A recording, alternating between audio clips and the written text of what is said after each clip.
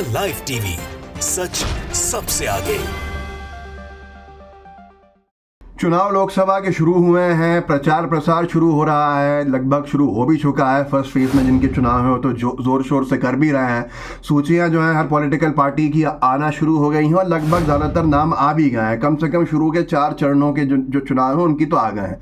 लेकिन ऐसे में कोई बताने को तैयार नहीं है, कोई चर्चा करने को तैयार नहीं है कि झटके पे झटके भारतीय जनता पार्टी को लग रहे हैं। लेकिन कोई मजाल है कि एक लफ्ज़ बोल दे, कोई इस मुद्दे पर चर्चा हो जाए।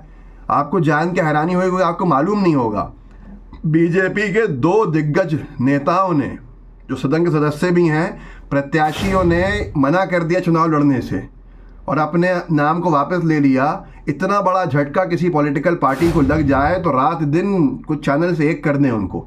हिंदुस्तान ने लिखा है गुजरात ने बीजेपी को झटके पर झटका, एक और प्रत्याशी ने नाम लिया वापस। प्रत्याशी जिसको चुनाव लड़वाना है, बीजेपी ने जिसका नाम घोषित किया है, वो अपना नाम वापस ले रहा है कि मैं चुनाव लड़ने के लिए तैयार नहीं हूँ। आप सोचिए, कभी आपने सुना है ये कि एक नहीं 2-2 3-3 लोग ये कहें कि हम प्रत्याशी नहीं तैयार हैं बनने को। भारतीय जनता पार्टी के जो ये नेता हैं, ये हिंदुस्तान ने आगे लिखा है कि भाजपा को लोकसभा चुनाव से पहले गुजरात में दोहरा झटका लगा है। एक दिन के अंदर ही 2 प्रत्याशियों ने चुनाव न लड़ने का फैसला किया है। सुबह गुजरात की वडोदरा सीट से मौजूदा सांसद और बीजेपी प्रत्याशी जिनका नाम आ गया था सूची में, जिनको डिक्लेयर कर दिया था दोबारा चुनाव लड़वाने के लिए कि यही सांसद है, यही अब प्रत्याशी हैं दोबारा, रंजन भट्ट, उन्होंने चुनाव न लड़ने का फैसला किया था। अब गुजरात की साबरकंठा सीट से बीजेपी प्रत्याशी ने भी चुनाव न लड़ने का फैसला किया है। दोनों प्रत्याशियों ने चुनाव न लड़ने की वजह बताई है और ये आगे इन्होंने लिखा है। सबकी वजह निजी हैं। ये नहीं है कि जैसे गौतम गंभीर जी ने और जो बीजेपी के जयंत सिन्हा हैं, दोनों दिग्गज सांसदों ने इस्तीफा दे दिया था कि भाई हम नहीं लड़ना चाहते चुनाव, और लोगों ने ये कहा था कि इनके टिकट कटने वाले थे इसलिए इन लोगों ने इस्तीफा दे दिया। लेकिन यहाँ तो दोनों को टिकट दिया गया। गुजरात के दोनों नेताओं को जिनको टिकट दिया, उन्होंने टिकट वापस कर दिया भारतीय जनता पार्टी का। आप खुद सोचिए कि इसके बाद भी कोई चर्चा नहीं है। बीजेपी के 2 दिग्गज नेताओं ने टिकट पाने के बाद चुनाव लड़ने को मना कर दिया गुजरात में। वो गुजरात जिसको गढ़ बताया जाता है बीजेपी का। ऐसे में क्या पर्सनल रीजंस हैं, क्या इश्यूज हैं, कोई सवाल पूछेगा? किसी में दम है कि पूछ ले कि भारतीय जनता पार्टी के प्रत्याशी भाग क्यों रहे मैदान से? आखिर ऐसा क्या है कि जिसकी वजह से बीजेपी के नेताओं को डर लग रहा है? जागरण ने लिखा है कि लोकसभा इलेक्शन 2024 गुजरात ने बीजेपी को दोहरा झटका। एक ही दिन में 2 उम्मीदवारों ने चुनाव लड़ने से किया इनकार। ये कोई नेता नहीं है, ये कोई सिटिंग एमपीज नहीं है कि जिन्होंने ये कह दिया हो कि अब हम चुनाव नहीं लड़ना चाहते हैं, कि ये कहा जाए कि साहब इनका टिकट कटने वाला था। ये तो वो सांसद हैं जिनको टिकट दे दिया था बीजेपी ने अभी चुनाव लड़ने के लिए। पिछले कुछ दिनों में इनके नाम आ गए थे कि ये चुनाव लड़ेंगे, बीजेपी के ऑफिशियल कैंडिडेट हैं। उन्होंने बीजेपी के टिकट पर चुनाव लड़ने से मना कर दिया। ये एक बहुत बड़ा मुद्दा शायद गोदी मीडिया के लिए नहीं हो, लेकिन आप भी समझते हैं, हम भी समझते हैं कि एक बड़ा इशू है कि आखिर भारतीय जनता पार्टी के इस चुनावी रण से भाजपा के नेता प्रत्याशी भाग क्यों रहे हैं। जैसे जनरल वीके सिंह 10 साल से गाजियाबाद की लोकसभा सीट से सदस्य हैं, सांसद, इलेक्शन जीत के आए हैं। उन्होंने भी ऐलान कर दिया कुछ दिन पहले कि चुनाव लड़ने में इच्छुक नहीं है। आज तक ने लिखा था जनरल वीके सिंह नहीं लड़ेंगे 2024 लोकसभा चुनाव। बोले मेरे लिए आसान नहीं था ये फैसला। जिस व्यक्ति ने 2014 लड़ा हो, 2019 लड़ा हो, जो मंत्री रहा हो बीजेपी की मोदी सरकार में, अभी मंत्री हैं, वो मना कर दें कि मुझे चुनाव नहीं लड़ना है, तो आखिर ऐसी क्या वजह है कि भारतीय जनता पार्टी के दिग्गज पे दिग्गज चुनाव नहीं लड़ने के लिए अपने नाम आगे करके वापस ले रहे हैं?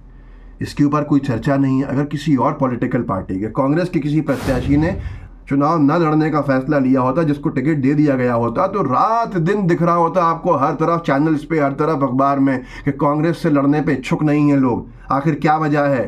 एनालाइज किया जा रहा होता, पूरा उसका पोस्टमार्टम चल रहा होता कि आखिर देखिए क्या राहुल गांधी जिम्मेदार हैं, या सोनिया गांधी जी जिम्मेदार हैं, या खड़गे जी जिम्मेदार हैं। ये सारी चीज़ें चल रही होती। लेकिन क्योंकि बीजेपी से एक के बाद एक लोग मना कर रहे हैं। गौतम गंभीर जी, जयंत सिन्हा जी के लिए लिखा था एबीपी लाइव ने कि सम्मान से विदाई क्यों दो, बीजेपी नेताओं ने कहा वो दोबारा नहीं लड़ना चाहते चुनाव। गौतम गंभीर और जयंत सिन्हा ये स्टार सांसदों में आते थे बीजेपी के, मना कर दिया चुनाव लड़ने से। मध्य प्रदेश में राज्यसभा भेजा अजय प्रताप सिंह जी नाम के एक नेता को बीजेपी ने, उन्होंने राज्यसभा से इस्तीफा दे दिया। आप सोचिए कितना बड़ा विषय है। पत्रकार ने लिखा कि लोकसभा इलेक्शन 2024, भाजपा के राज्यसभा सांसद का इस्तीफा, भाजपा से बगावत का ऐलान, निर्दलीय लड़ेंगे चुनाव। अजय प्रताप सिंह जी हैं मध्य प्रदेश से। अब वो निर्दलीय लड़ने के लिए मैदान में हैं, जो ऑलरेडी राज्यसभा सदस्य हैं। उन्होंने राज्यसभा से इस्तीफा दे दिया, उनका कार्यकाल बचा हुआ था।